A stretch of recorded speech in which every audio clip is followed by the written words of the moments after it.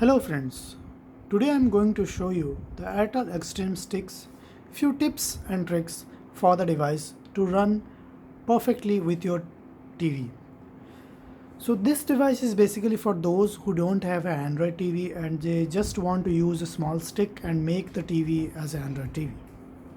In this device we get the Airtel XStream app by default, and this device is for those people who have Airtel connection like Airtel postpaid or prepaid connection and have recharged or have the plan which has Airtel XStream in that. So basically we have a home, movies, TVs, music and apps. This app tab has all the apps that you install here. Also you can use your Google Play Store to install more of the apps in here. Like we have a lot of apps here, as you can see here there are a lot of apps here. You can install any of the apps here. So basically this is an Android TV, so you can install all the apps. You can also install some games and everything. So here I will show you some of the tricks, like some of the questions that people are asking is how to change the Wi-Fi. So if you have the Wi-Fi here, we will select the Wi-Fi here, and now you can add up the Wi-Fi. I have only one Wi-Fi connected here, so you can also select it and forget this and enter a new Wi-Fi. For your sake I will make a hotspot here and show you how it's done. So I'm using my phone to create a Wi-Fi here, so I have switched it on. As you can see here it is on, and after switching it on it should show up there. See, it is showing on the iPhone one.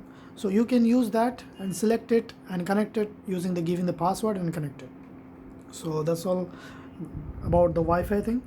Now I will go ahead with some other things, like there are some settings that people should know. You got your sound settings here, and about the Android settings, it is inside this other settings. You can restart your device from here also.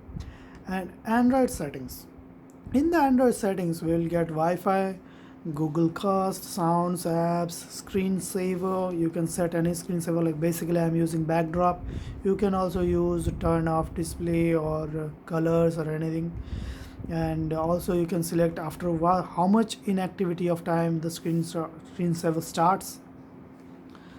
And if you want to know about the storage, then there is the storage. Total space is 4.4 GB and available is 3.5 GB. That means it is a 8 GB of device. Internal storage is 8 GB. So in there another settings is there in the keyboard section. You have to go in the manage keyboard, and Gboard and Google Index keyboard should be on, and there is another virtual remote keyboard. You need to switch this on.